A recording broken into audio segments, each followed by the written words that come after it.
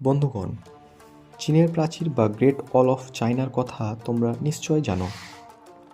এটি চীনের উত্তর প্রান্তে অবস্থিত গ্রেট ওয়াল অফ চায়না বা চীনের প্রাচীর নামক স্থানটি মানব নির্মিত আশ্চর্যগুলির মধ্যে একটি।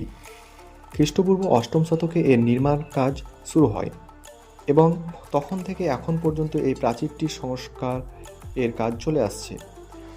1987 সালে প্রাচীরটিকে ওয়ার্ল্ড হেরিটেজ এর তালিকায় অন্তর্ভুক্ত করে ইউনেস্কো। চীনাদের কথায় প্রচলিত এই প্রাচীরটির দৈর্ঘ্য 10,000 মাইল হলেও এই প্রাচীরটির দৈর্ঘ্য প্রায় 21,000 মাইল এরও বেশি।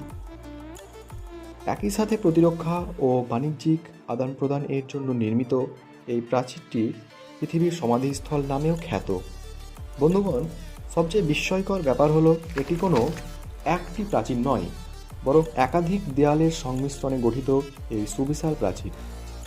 পৃথিবীর সপ্তাশ্চর্যের মধ্যে একটি এই প্রাচীর এর কিছু বিস্ময়কর চমকপ্রদ তথ্য জানতে আজকের এই ইনসাইটফুল